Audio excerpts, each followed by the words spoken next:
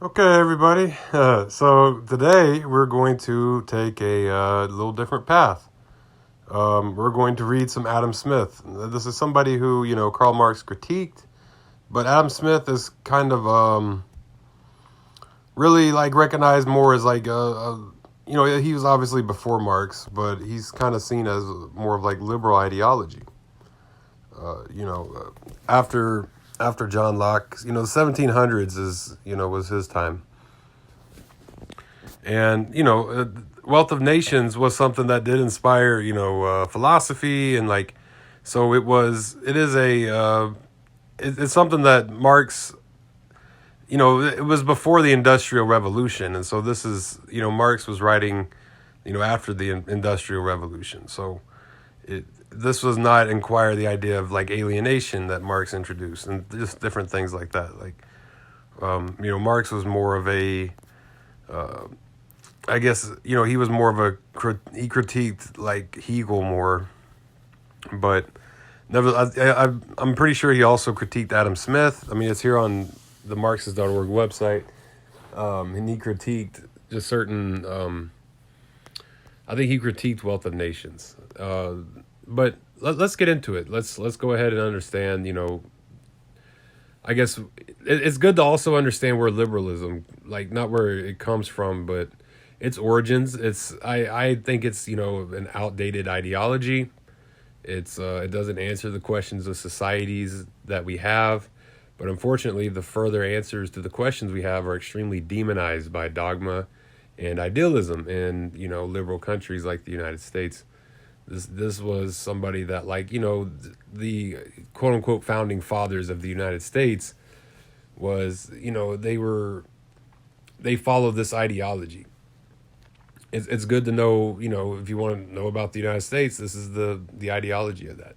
I think that all dialectical materialists need to seek out as much reading as possible and as much understanding as possible.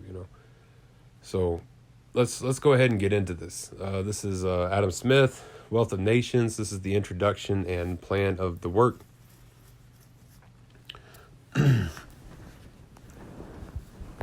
All right, so the annual labor of every nation is the fund which originally supplies it with all the necessaries and conveniences of life which it annually consumes, and which consist always either in the immediate produce of that labor or in what is purchased with that produce from other nations. According, therefore, as this produce, or what is purchased with it, bears a greater or smaller proportion to the number of those who are to consume it, the nation will be better or worse supplied with all the necessaries and conveniences for which it has occasion. But this proportion must in every nation be regulated by two different circumstances.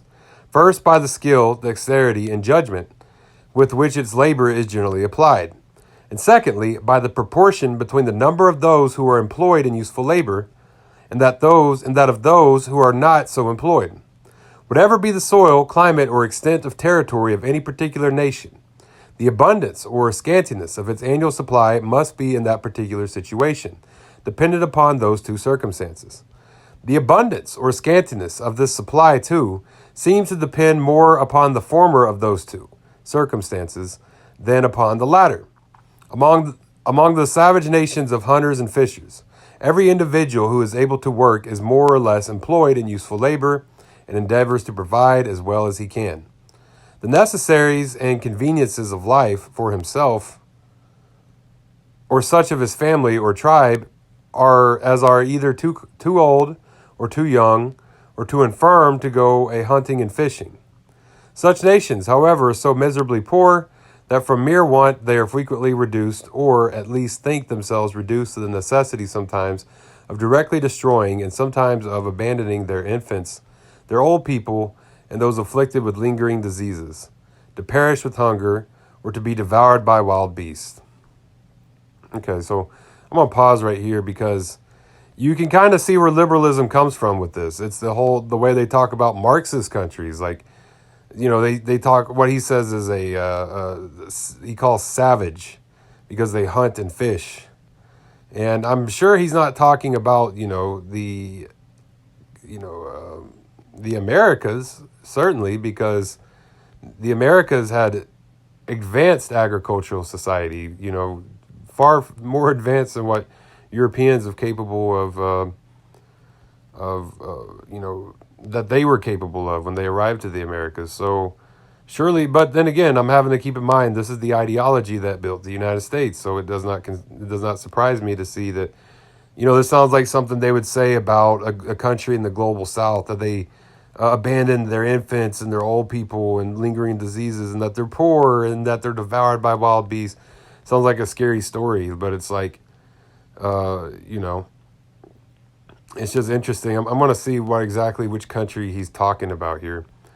And, it's obviously, it seems kind of racist, right? So far, like it's kind of giving me the racist vibes. That's the United States is still built on the whole, those global South countries are ran by dictators and there's only one person running all of them because they're just that gullible and docile. And like, it's the same kind of idea, like that people are going to be okay with starving or like letting their children be eaten by animals or being ruled by one person. And it's like, no, people in those countries are not like inherently, I guess, they're not inherently, less civilized. Like, so I don't know. Let's go ahead and keep reading this. It kind of hit me this is liberal writing, Okay, among civilized and thriving nations, on the contrary, though a great number of people do not labor at all, many of whom consume the produce of 10 times, frequently of 100 times more, labor than the greater part of those who work. Yet the produce of the whole labor of the society is so great that all are often abundantly supplied, and a workman, even of the lowest and poorest order, if he is frugal and industrious, may enjoy a greater share of the necessaries and conveniences of life than it is possible for any savage to acquire. The causes of his improvement in the productive powers of labor in the order according to which its produce is naturally distributed among the different ranks and conditions of men in the society make the subject of the first book of this inquiry.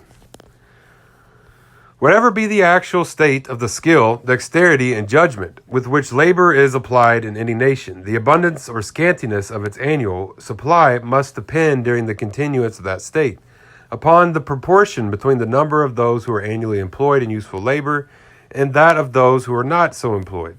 The number of useful and productive laborers, it will hereafter appear, is everywhere in proportion to the quantity of capital stock which is employed in setting them to work, and to the particular way in which it is so employed. The second book, therefore, treats of the nature of capital stock, of the manner in which it is gradually accumulated, and the different quantities of labor, which it puts into motion according to the different ways in which it is employed.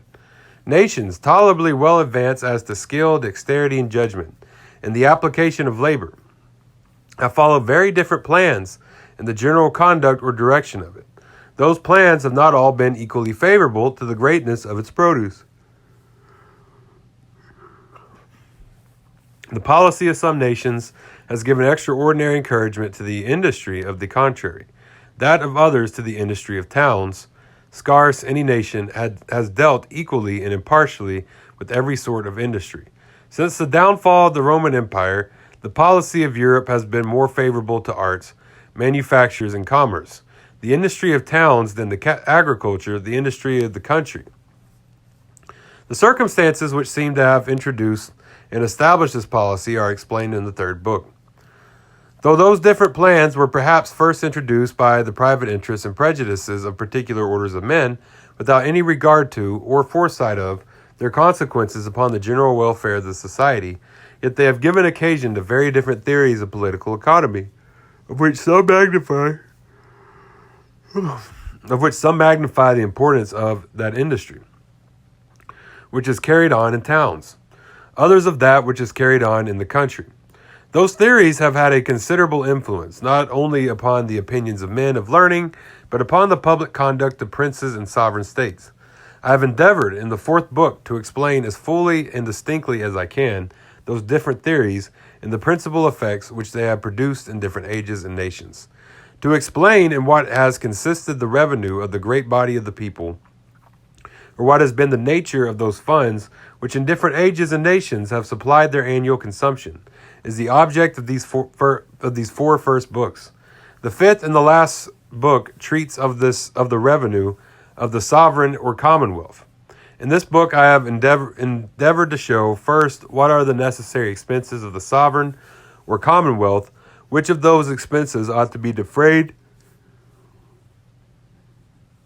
by the general contribution of the whole society, and which of them by that of some particular part only, or of some particular members of it.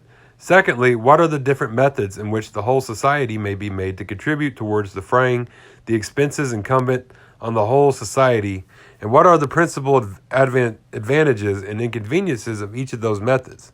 And thirdly and lastly, what are the reasons and causes which have induced almost all modern governments to mortgage some part of this revenue, or to contract debts, and what have been the effects of those debts upon real wealth, the annual produce of the land and labor of the society?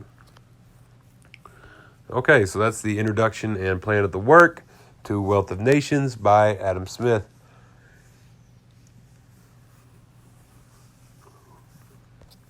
And I mean, I don't know who he's calling savage here, but I think where was he from? England, Britain, Europe of some sort. His name sounds British or Scottish. Scottish. He is Scottish. So was John Locke.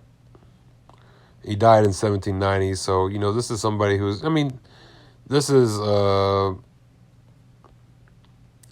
somebody who, John Locke actually is probably the one who, he's the father of liberalism. He's somebody who really inspired the French Revolution around the same time as the United States Revolution from England. So yeah, that is there you have. We'll get into these, these further back people. It popped up, so I was like, you know what, I kind of want to read this, and just, when I read, I like to record it so that other people can hear it whenever they get interested. And the next chapter in this book, I don't know when I'll get to it, but it's on the division of labor, and I hear that's an important book, so we'll get back to this. All right, well, thank y'all. Y'all follow me at Mark the Saw. That's Facebook, Twitter, YouTube, TikTok, Tumblr, Medium, all those. And yeah, thank y'all for tuning in. We'll be back. Todala Goi.